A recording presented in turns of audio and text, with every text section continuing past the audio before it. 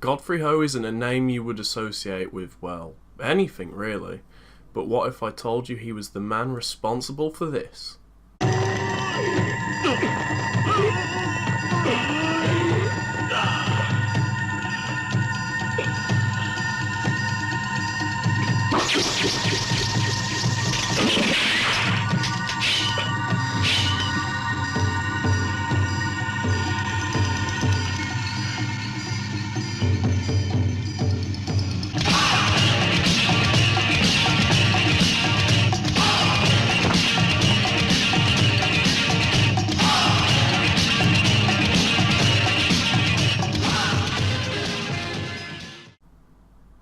Godfrey Ho is one of cult cinema's most famously infamous figures, with many different controversies surrounding him and his films.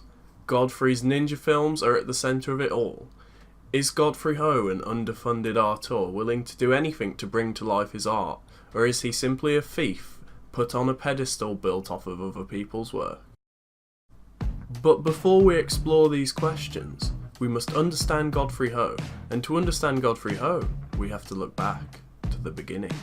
Not unlike people like Tommy Wiseau, Godfrey has a mysterious past, and not much is known, but that is most likely due to Hong Kong having somewhat of an incognito mode going for people producing films in Hong Kong at the time of Godfrey's rise. What we do know is Godfrey was born in 1948 and given the name Ho Chi Kyung. Godfrey Ho was the English name he selected later, a common practice in China. Around 1970, Godfrey became Chang Chen's assistant director at the Shaw Brothers studio, working alongside John Woo. Now that's right, the dove and slow-mo loving auteur himself was at one point in time a colleague of Godfrey Ho. However, John Woo decided it'd make a better career path to head down to Hollywood, leaving Godfrey behind. It was hard to work at Shaw Brothers then, because there were so many people working there, all wanting to direct. So we had to leave and find our own way of doing it. He's a good fellow, very creative. He's created his own world. He's not a very talkative guy, but he had very definite ideas about what he wanted to achieve. It's not easy, though, to fulfill one's ambitions, especially when you are a new director, because of commercial pressures. Not many producers will venture $1 million on a new director to make a film. The producers couldn't care less about art. You know they want to make money. Godfrey clearly admired his co-worker to some degree, but there's an air of angst against John Woo conforming to a commercial style. I'm sure John Woo would argue that he didn't.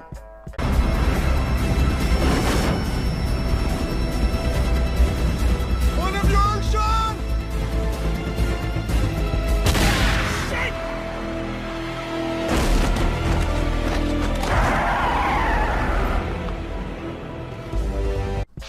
Godfrey sold the rights to Paris Killers, a film he worked on with Joseph Lai.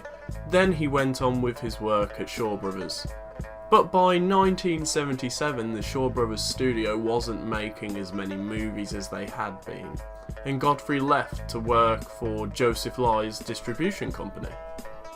Between 1977 and 1983, Godfrey Ho directed 24 films for Joseph Lai, and released them through Asso Asia Films Limited, founded by Ho and Lai in 1977.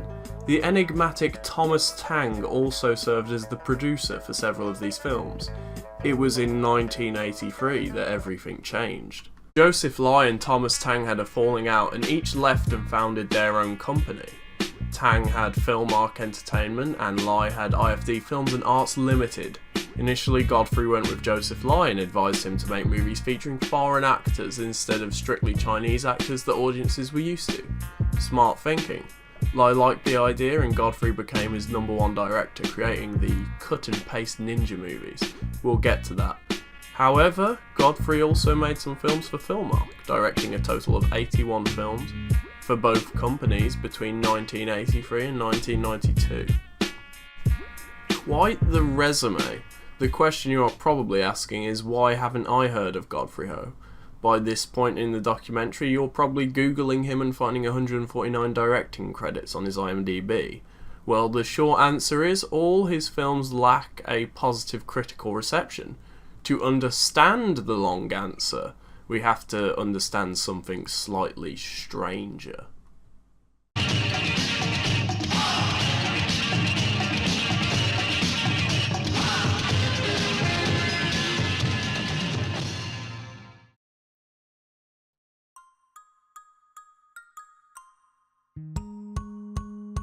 We sit here in Chinatown, Birmingham, to explore the next chapter of the Godfrey Ho saga. We're going to be taking a look at his movies themselves. Chinatown, while not seeming so, is indeed relevant and provides a perfect backdrop for this chapter, as part of the concept of a Chinatown area in any Western city is to bring a slice of foreign Eastern culture and bring its visual aesthetic and unique appeals to people who are foreign to it. This is what Godfrey Ho tried to do with lots of his films, whether it be via taking concepts directly from Western cinema, or hiring Western actors, or his most infamous running theme, using the Japanese concept of ninjas. Lots of Godfrey Ho's films carry the word ninja, and for better or for worse, this is what he's famous for. Godfrey Ho's obsession with ninjas was seemingly not born out of genuine interest with ninjas as a subject matter, but rather their marketability. You see in the 1980s Enter the Ninja released and proved to be extremely popular for the time. Godfrey must have seen the possibility here as previously mentioned. He would have gone on to make an exceedingly high amount of films that would have a ninja thematic. Godfrey Ho's films are known for being quite obscure and strange. He always had elements that were unspoken but happened to also understandably make an audience member turn their heads in a 360-degree pattern. For example, things like this. Traitor, I believe that you've received the death message from our ninja empire. Ninja is supreme and you have double-crossed it. Why did you do that? The ninja empire is evil. I have to reform the ninja empire.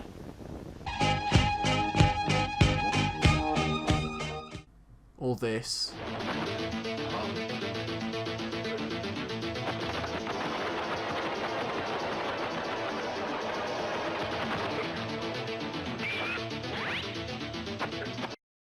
Oh, and there's stuff like this.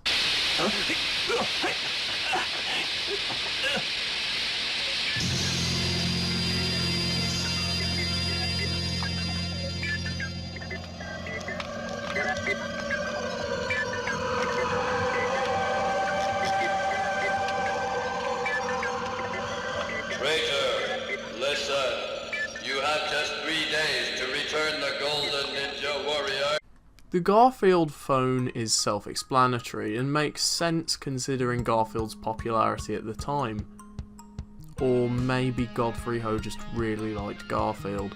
Regardless, the robot in Ninja Terminator was, judging by the time of release, a response to the Generation 1 Transformers cartoon that came out in 1984, a year before Ninja Terminator's air. Probably the most blatant example of his, let's say, appropriation of other people's film content is Robo-Vampire. Look at this poster. Anyone could tell you that is clearly Robocop. Now, as an example of Godfrey's ability to remix these different cultural elements as mentioned earlier, it's quite unique. Now let's see it in action.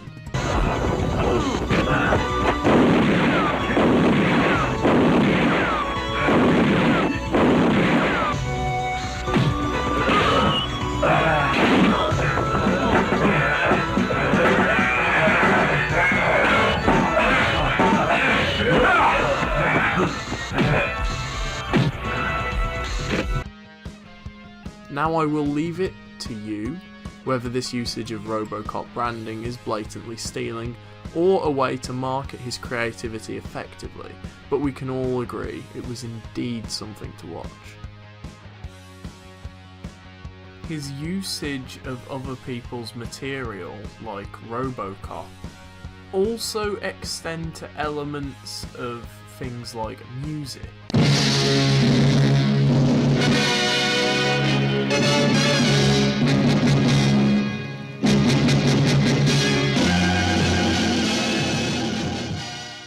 It can almost be lost amongst all of the content appropriation, or stealing as it's commonly referred to, that Godfrey Ho does, but his films are actually quite entertaining, with unique action scenes.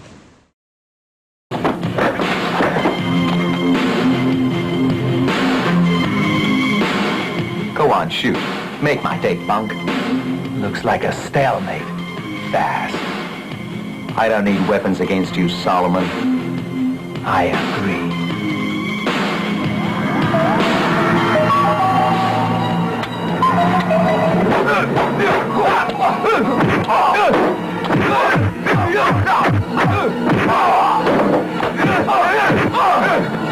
Have enough! Come on!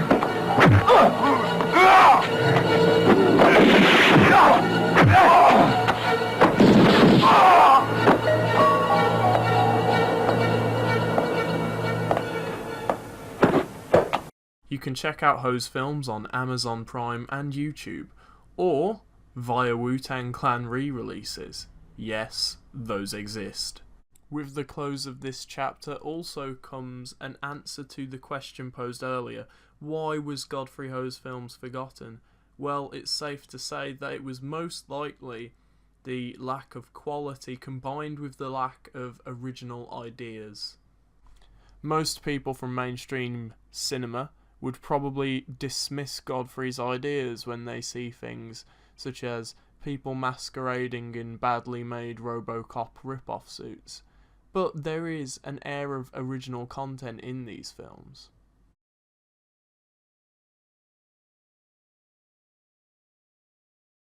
We've answered a pivotal question and explored Godfrey Ho's art. Now, let's look at some of the controversies that surround the man himself and some of the people that he surrounded himself with.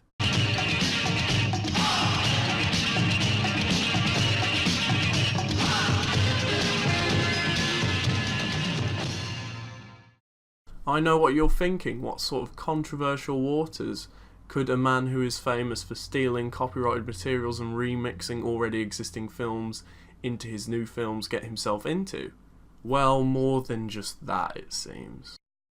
The most overt controversy around Godfrey Ho is the treatment of his acting talent, more specifically this man. His name is Richard Harrison.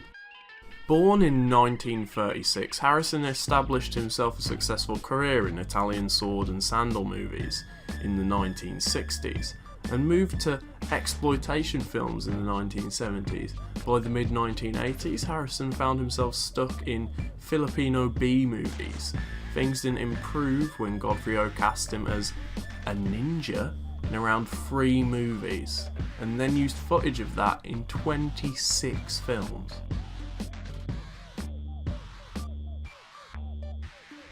Godfrey Ho's movies tarnished Harrison's already damaged reputation, so much that he never appeared in another big-budget movie. He retired in 2000. Harrison currently lives in California and is married with 3 children. An interesting bit of trivia: Richard Harrison was Sergio Leone's original choice to play the man with no name in the famous Dollars trilogy. Harrison declined and recommended that Clint Eastwood do it instead. I'm sure that Richard didn't regret that one bit. Godfrey Ho's films may have a tad bit of bad luck inflicted on their talent. Pierre Kirby had everything it took to become an actor in Hong Kong: martial arts skills, a handsome face, and some acting abilities. But instead he worked as a yacht delivery man, sailing yachts to and from various locations in Southeast Asia. While doing this, he met Godfrey Ho, who cast him in 9 movies between 1987 and 1988. Kirby disappeared after completing Full Metal Ninja in 1988. 6 months later, fellow actor Edowan Bursma spotted him in a crowd outside Hyatt Hotel in Hong Kong. Bursma called out to him, but Kirby quickly turned and left the area. He was never seen or heard from again, and is rumoured to have been lost at sea in the summer of 1990. Godfrey Ho used to also recruit his actors from a place called Chung King Mansions. Chung King Mansions is a residential block in Hong Kong where people from all over the world live to do business. Business that is not always legal. Chungking Mansions has had numerous arrests and illegal operations documented as occurring within its borders. These include drug smuggling, illegal immigrating, and gold smuggling. So yeah, Godfrey had picked a strange place to talent scout. However, it brought him many foreign talents, which is what he wanted in his films. Godfrey Ho would often rename actors in the credits and billings of his films to make their names seem similar to popular stars of the times to try and attract an audience. Some of these names include Johnny Chan, Bruce Stallion, Dragon Lee.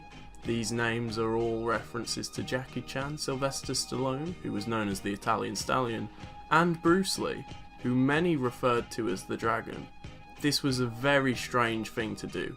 However, some actors were okay with it, as they starred in multiple Godfrey Ho films and wouldn't really do much work outside of his films. Now let's have a conversation about Thomas Tang, the previously mentioned mysterious film producer and owner of Filmark International. Tang produced all of Godfrey's Filmark releases and was the co-producer of several ASO Asia and IFD films. Thomas Tang is a mysterious figure in Godfrey Ho's story. He is said to have died in the 1996 Gali building fire, but his body was never identified. To this day, Godfrey Ho refuses to speak about him, and nobody associated with Ho's films has claimed to have met Tang at all. The fact that Thomas Tang was probably not even his real birth name complicates the matter. One theory is that Thomas Tang was simply one of many aliases used for Godfrey Ho, in this case used in some sort of tax evasion scheme. This would explain why Godfrey is so hesitant to give any information about him. Some people involved in the Hong Kong film business have even suggested that the Gali building fire was arson, intended to destroy paperwork and evidence related to Filmark International's tax evasion. However, research suggests there really was someone called Thomas Tang involved with these companies. Filmark International is said to have been involved with the Triads. If this is true, it could explain Tang's swift disappearance. However, it is more likely that Thomas Tang was simply the alias of someone who did die in the fire, or that Tang took the opportunity to vanish and avoid being arrested for tax evasion. Filmark was being investigated at the time. No matter what happened, it is unlikely that Tang will ever show up and set the story straight. On the subject of the Triad, Edouard Bursma recalled in an interview that he encountered Triad members while working on a movie for Filmark. The Triads controlled many of Godfrey Ho's favourite filming locations, including the forest where many ninja battles took place, which would suggest that Godfrey had some sort of deal with them.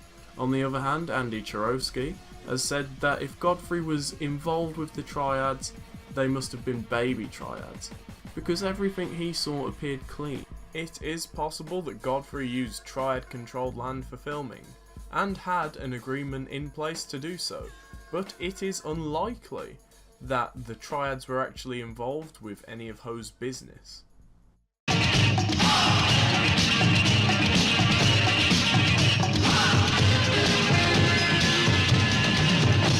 Thus far, we've covered where Godfrey Ho came from, what he's created, and the controversy surrounding him. Let's introduce an industry professional to Ho's work and see what other filmmakers make of it.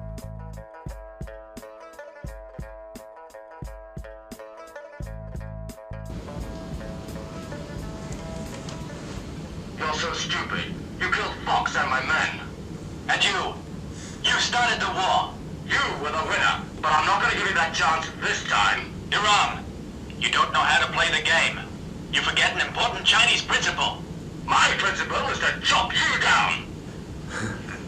You must use the Chinese against the Chinese. You're playing the game of death. Nonsense.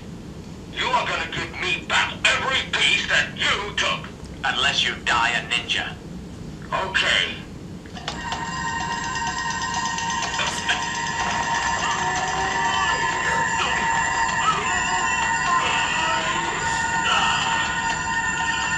They're a mile away from each other.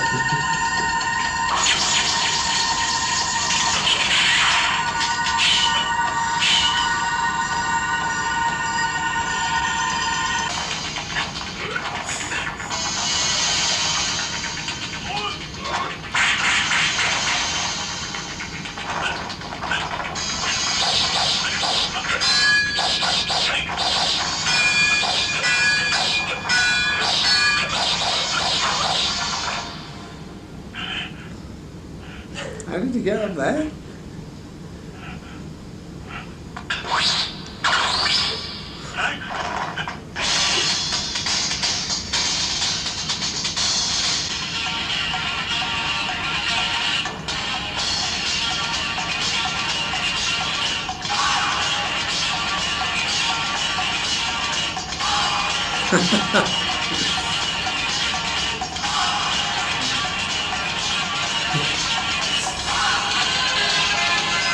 Really something.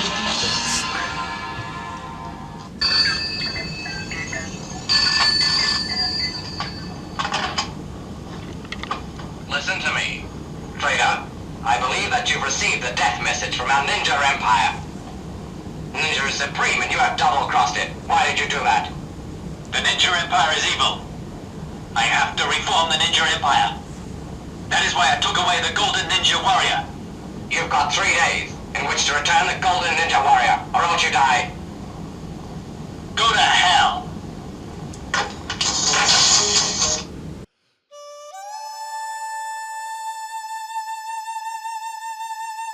Shocked, surprised, amazed, confused. They're fun clips, but they kind of make no sense whatsoever. Like, it wasn't even clear that guy had been cut with the sword until you saw. Do you think that's the idea? Do you think, or do you think he just doesn't really know what he's doing? Yeah, I think some of it's got to be tongue in cheek. Yeah. But it's done with such seriousness. It looks like there must be. I think it's only later that it's really been like parodied. Yeah.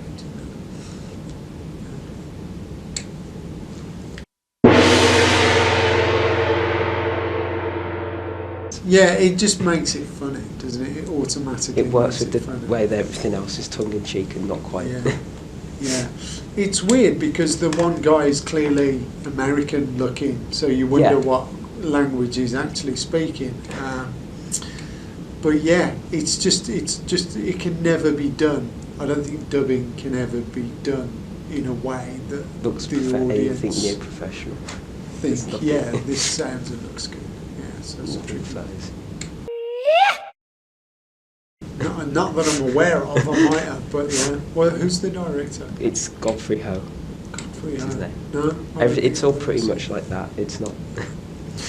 And as funny and ridiculous as it is, Yeah. you can see the influence in other things, you know. But that sort of cult niche Yeah. culture that it's got. Because what modern filmmakers can do, whether it's Tarantino or Chinese martial arts films and stuff, is take what's good about it and then kind of reimagine it and make it into something more with higher production values, and you get some of the comedy, but you get like more dramatic aspects as well. So you think like some of his films could have inspired other like films that have been made since in a weird kind of way? Yeah, definitely. I mean, what you can say about him is like he knew what he wanted to achieve. Yeah. And he went for it. So there's something quite courageous, I think, about that. He had clear ideas and he just didn't care, it seems, what anyone else thought. As long as he liked it, it was fine. Yeah.